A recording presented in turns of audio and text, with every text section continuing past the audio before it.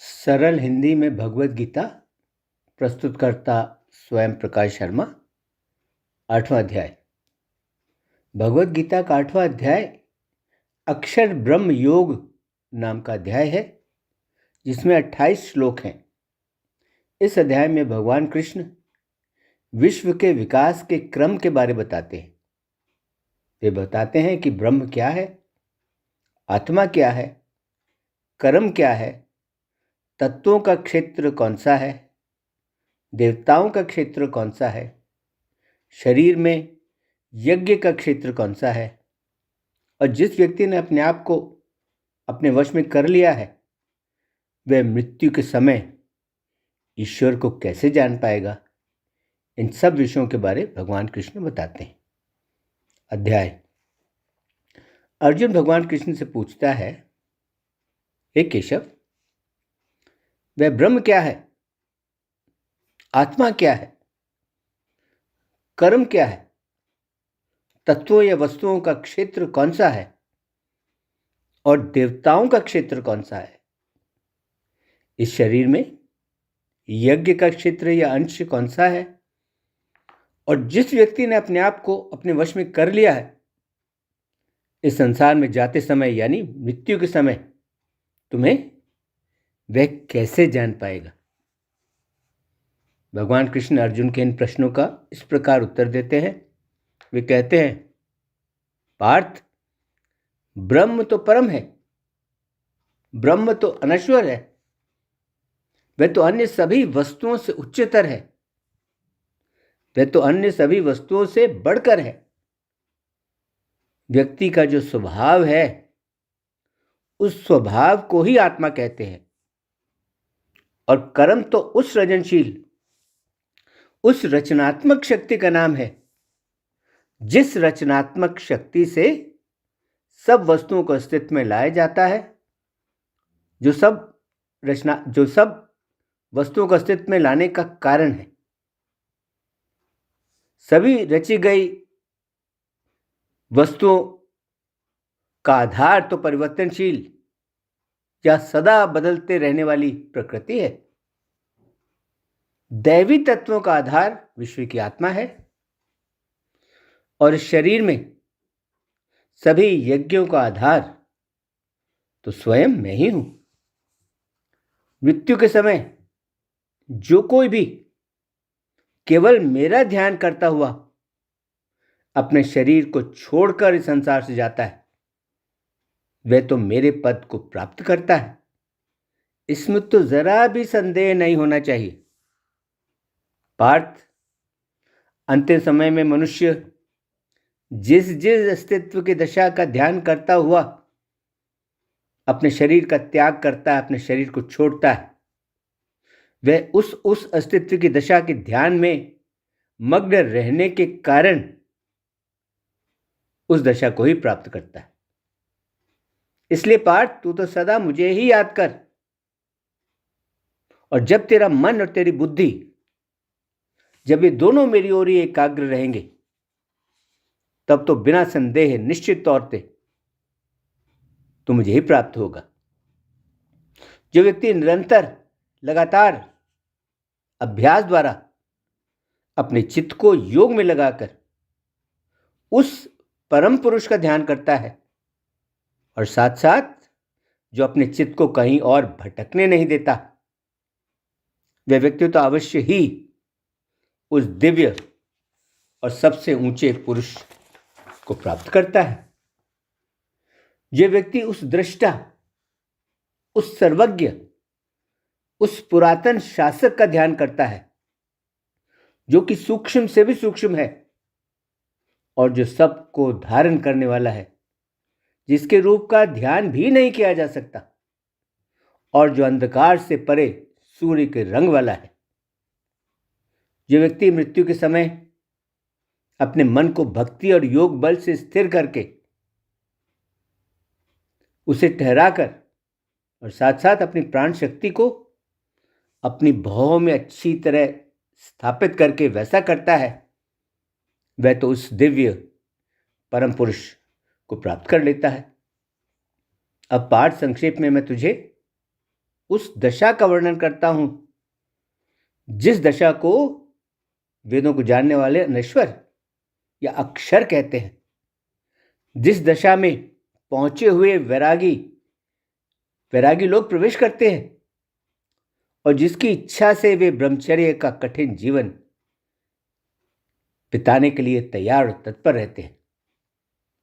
शरीर के सभी द्वारों को संयम में रखकर, अपने मन को अपने हृदय में रोककर, अपनी प्राण शक्ति को अपने सिर में स्थिर करके और योग द्वारा एकाग्र होकर जो कोई भी अक्षर ओम, जो कि ब्रह्म ही है, जो कोई भी उसी अक्षर ओम का उच्चारण करता हुआ मुझ भगवान को याद करता हुआ अपने शरीर को छोड़कर इस संसार से मृत्यु के बाद जाता है, वह तो उस सबसे ऊंचे लक्ष्य परम गति को प्राप्त होता है।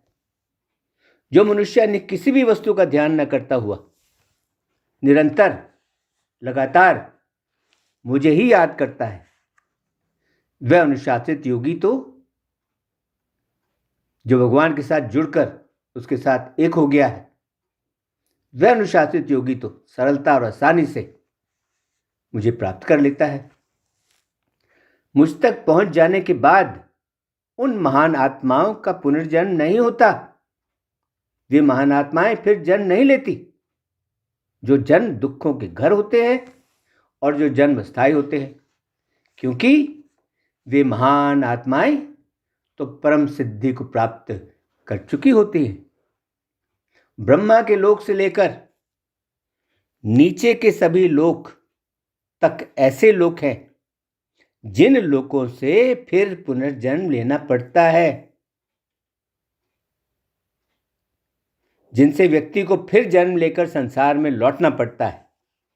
लेकिन मुझ तक पहुंचने के बाद किसी को फिर कभी भी जन्म लेना नहीं पड़ता। ब्रह्मा का जो दिन होता है वो तो 1000 युग लंबी अवधि का होता है, और ब्रह्मा की जो रात होती है वह भी 1000 युग लंबी की अवधि होती है। जो कोई भी ब्रह्मा के दिन और रात को अच्छी तरह जान लेता है, वह तो दिन और रात को जानने वाला व्यक्ति हो जाता है। वो तो अभिव्यक्ति वाले काल को और अनभिव्यक्ति काल को, वह तो इन दोनों कालों को जानने वाला व्यक्ति हो जाता है। ब्रह्मा के दिन आरंभ होने पर उस अव्यक्त प्रकृति से सब वस्तुएं प्रकट हो जाती हैं, और ब्रह्मा की रात आने पर ये सभी वस्तुएं उसी अव्यक्त प्रकृति में जाकर फिर विलीन हो जाती हैं। पार्थ, यह जो बार बार पैदा होने वाला अस्तित्वमान वस्तुओं का समूह है, वह समूह तो बिल्कुल बेबस सा ब्रह्मा की रात आने पर विलीन हो जाता है, और यह समूह ब्रह्मा के दिन आने पर फिर अपने अस्तित्व में लौट आता है। परंतु इस अव्यक्त प्रकृति से भी परे एक और अव्यक्त सनातन अस्तित्व है, जो सब अस्तित्वमान, जो सब मौजूद वस्तुओं के नष्ट हो जाने पर भी कभी भी नष्ट होता नहीं। यह अव्यक्त अनश्वर कहलाता है। उसे सर्वोच्च स्थिति, सर्वोच्च अवस्था कहा गया है।